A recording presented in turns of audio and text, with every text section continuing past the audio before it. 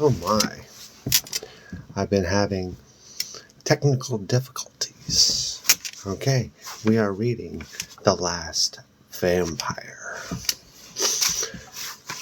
Phantom, and we are on chapter 7. I drive around for an hour before ending up at a local park. There are a couple of basketball courts, a baseball diamond, a circular pond with white ducks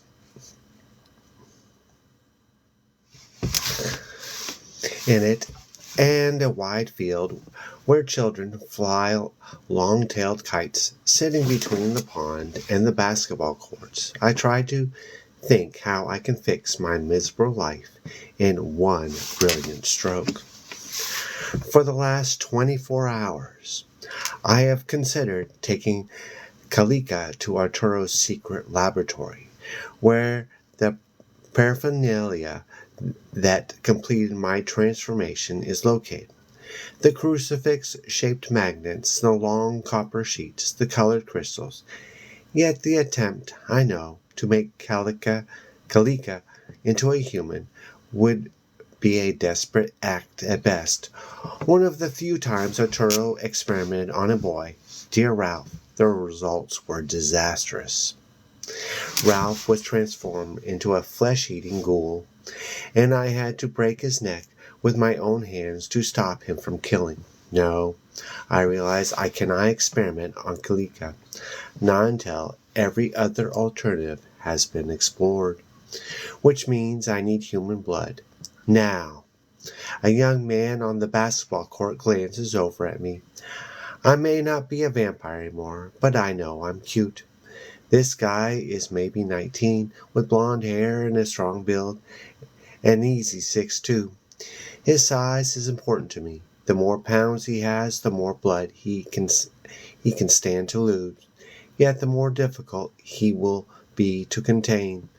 But my daughter is screaming at my home. I heard her screams as I drove away in the car, echoing in my ears like cries of 1,000 past victims. I catch this young man's eye and smile.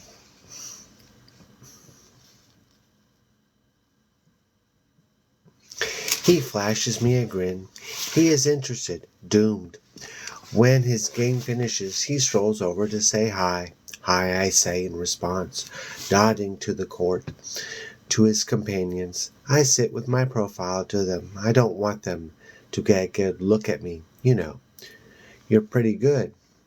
You have a great jump shot. Thanks. I still enjoy these pickup games. You used to play in high school? Yeah. Just got out last year. How about you? I laugh softly. I was too short to play basketball. He blushes. I mean, did you just graduate? Not long ago. I pause. Let my eyes slide over him. What's your name? Eric Hawkins. What's yours? I stand and offer him my hand. Cynthia Rhodes. Do you come here often? I usually play at Centinela. This park, I haven't been here in ages. That's good, I think. What brings you here today? He shrugs. Nothing in particular. I was just out driving around. That's also good. The other guys he's playing with, they're not close friends. I was just doing the same, I say. He glances at the ground, fidgeted shyly. Hey, would like to have a Coke or something? Sure. I'm not doing anything. We go to a coffee shop and I order coffee.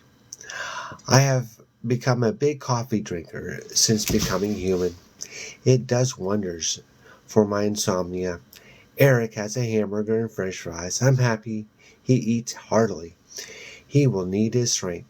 Yet as he talks about himself, I begin to feel sad. He seems like such a nice boy. I'm taking a year off from college, but I'll be in next year, he says. I just got accepted to SC. I'm going to major in pre-med. My old man's a doctor, and he's encouraged me to follow in his footsteps since the day I learned to talk. Why didn't you go straight to college? I want to travel a little, work a little. I spent the summer in Europe, spent a month in the Greek islands alone. You ever been there? I nod as I sip my coffee. Yes. Did you visit Delos, the island with all the ruins? Yes. It's supposed to be the most sacred island in the Aegean Sea. Apollo was born there. I lower my voice. At least that's what the stories say. Yeah, I was there. When were you there? A few years back. I pause and catch his eye and hate myself for the blatant manipulation. I'm glad I went to the park today. He smiles shyly and stares down at his hamburger. Yeah, when I saw you sitting there all by yourself, I don't know. I just felt like I had to talk to you. He adds, I don't usually go around hitting on girls. I know, Eric. We chat a little while longer, and he finds his food, then glances at his watch. Boy, I better get going. My dad's expecting me at his office. I help out there Tuesday and Thursday afternoons. I feel a moment of panic. I cannot imagine returning to Kalika's screams empty-handed. Reaching across the table, I touch his hand. Could you do me a quick favor? Sure, what is it? It's kind of embarrassing to explain. You see, I have this ex-boyfriend who is sort of stalking me. He's not violent or anything like that, but if he sees me return home, he immediately jumps out of his car and runs over and starts hassling me. I pause. Could you follow me home in your car? Just to make sure I get in okay? I add. I don't live far from here. You don't live with your parents? No, both my parents are dead. I live alone. Eric is troubled. Sure, I can come, but I won't be able to stay. I understand. You just walk me to the door. To my door. Eric is agreeable, although his reluctance remains.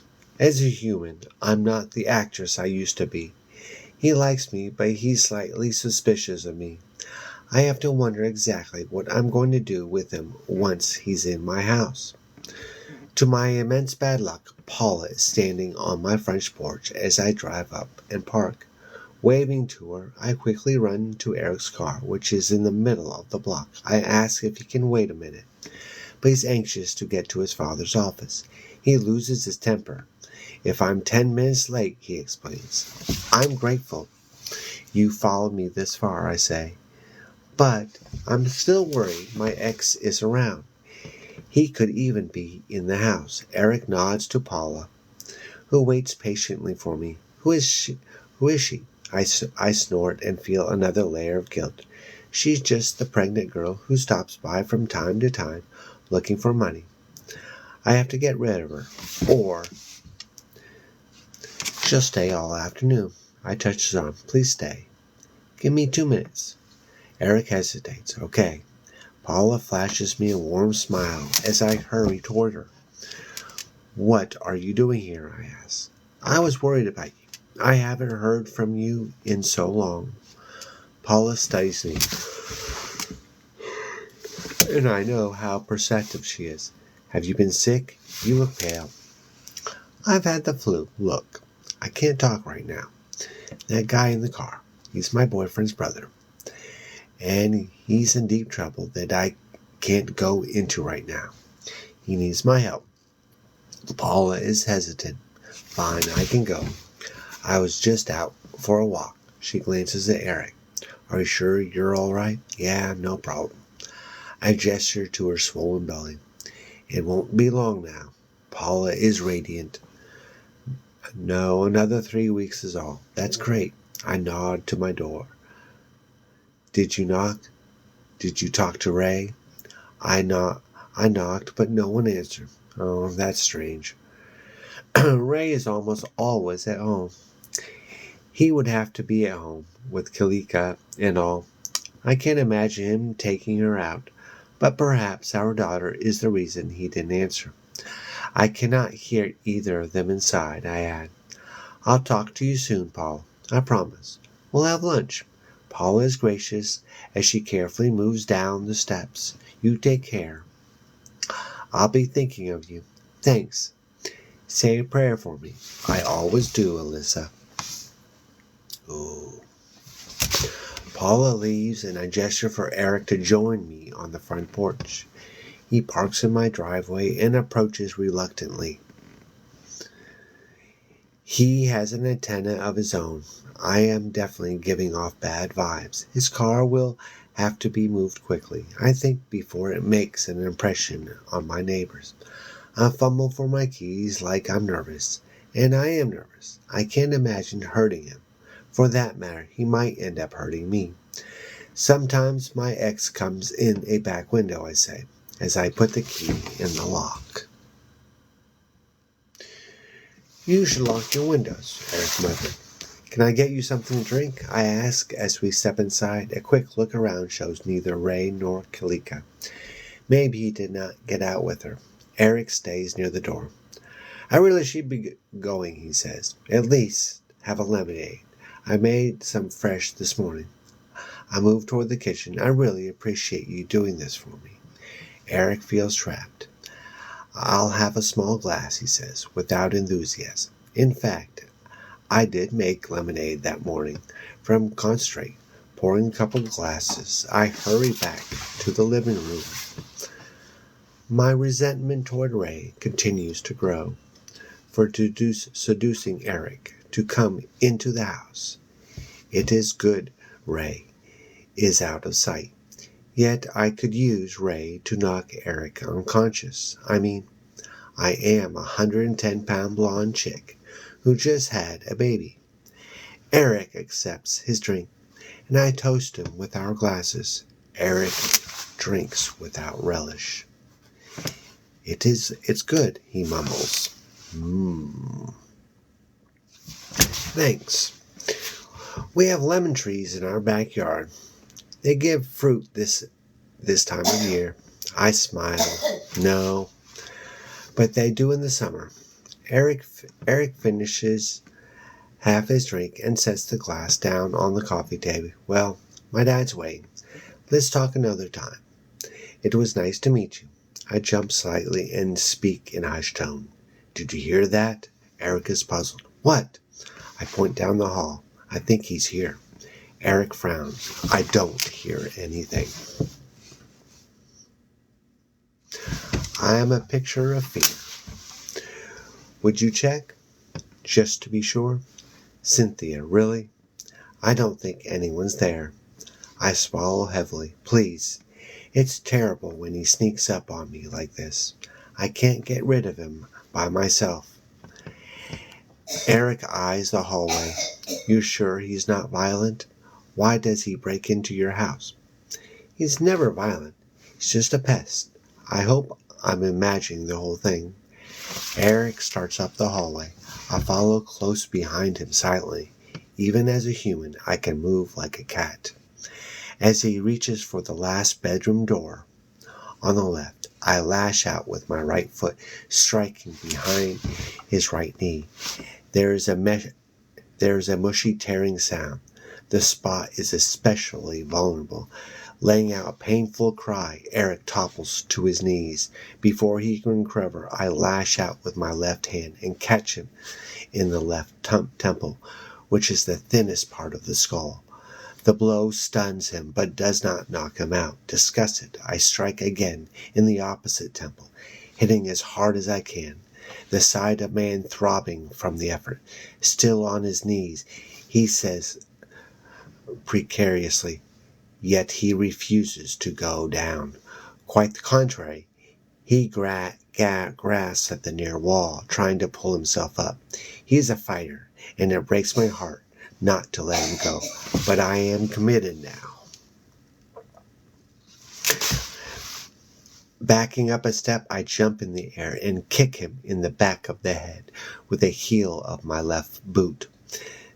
That does the trick. Eric falls forward like a sack of flour. Blood drips off the back of his head, staining the carpet.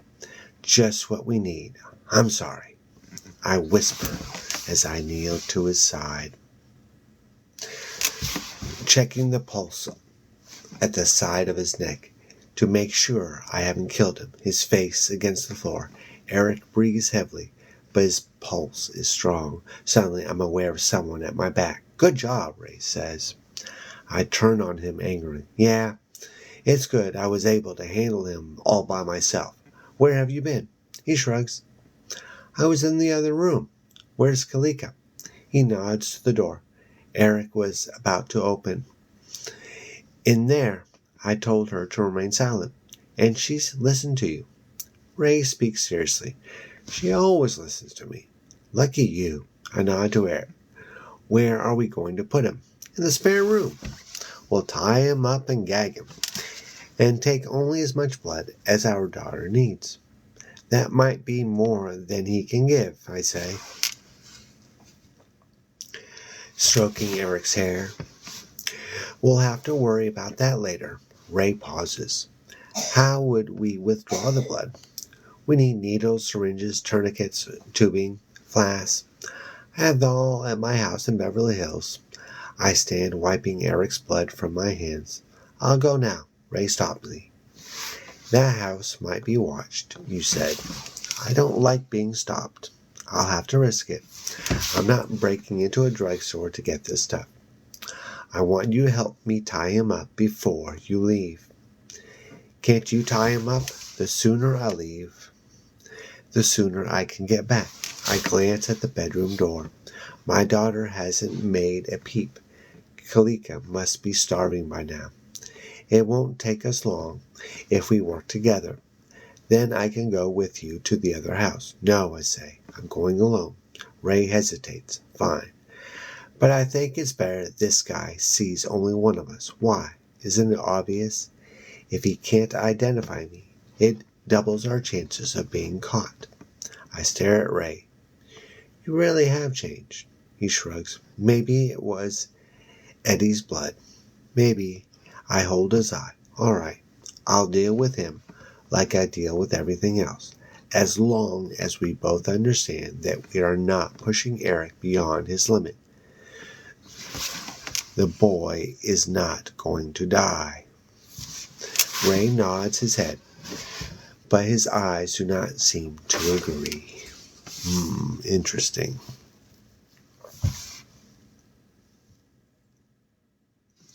All right, so now we are on chapter 8.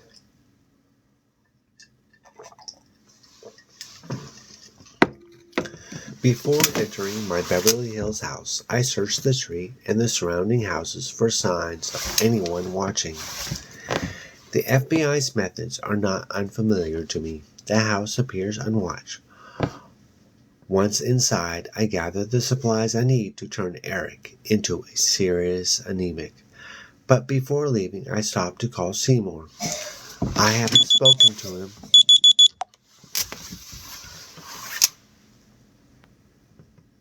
since I said goodnight in the hotel by the beach. Even the note I left said little. Sorry, Seymour. Gotta go. You know this is for the best. Love, Sita.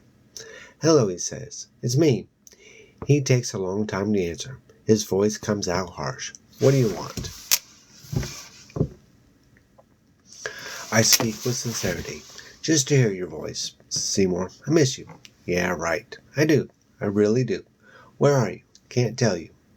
I have to go. No, wait. You know why I can't tell you. No, I don't know why. I thought you were my friend. Friends don't leave each other in the middle of the night. He lowers his voice, and there's a pain in it. Why did you leave? I hesitate. I didn't plan to tell him. Ray's come back. Seymour is astounded. That's impossible. It's true. We're living together, I add. We've got a daughter. Sita, what kind of fool do you think I am? You haven't had time to have a daughter. My voice cracks. I know that.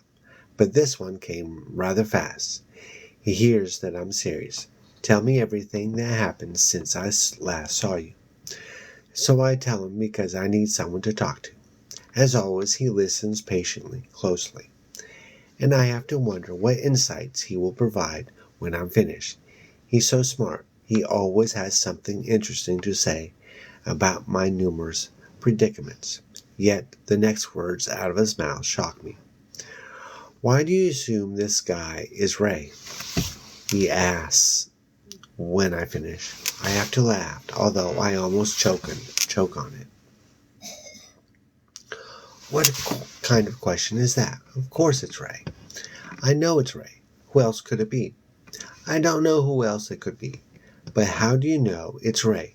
Remember, he died. Because he looks like Ray. He acts like Ray. He knows everything Ray knew. He can't be an imposter. Seymour speaks calmly. Let's take each of your statements. He looks like Ray, you say. Okay. I grant you that because you've seen him and I haven't. But you say he acts like Ray. I don't think so. The Ray you describe isn't the Ray I remember. He's been through a lot. In a sense, he died during the blast. It was only Eddie's blood that brought him back to life. Interesting. That worries me right there. Eddie was the incarnation of evil. What would his blood do to someone's psyche, even the psyche of another vampire? I close my eyes and sigh. I've worried about that myself, but please believe me, he can't be an imposter. Dozens of times we've discussed things only Ray and I knew. But you do accept you're dealing with a guy that has his priorities twisted? Am I? I've asked myself that question many times. When you get right down to it, I would do anything to save Kalika. Ray's her father. Is he so different from me? I don't know.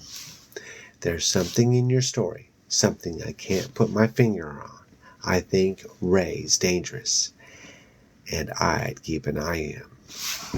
But let's leave that for a moment. Ray's dangerous. I have to agree. Is that the true Ray or something else? All right, I am going to stop there. My timer is about to go off, and I'm about to go to work. So we will have to stop and continue The Last Vampire Phantom tomorrow. Now it's time for self-promotion.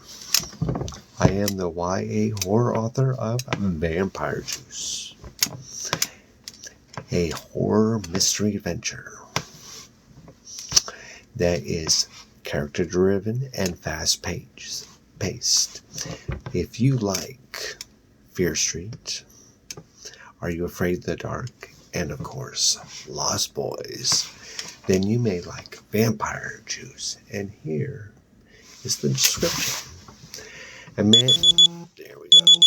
Amanda and Sean stumble upon a mysterious can of juice while searching for Halloween costumes at a local store.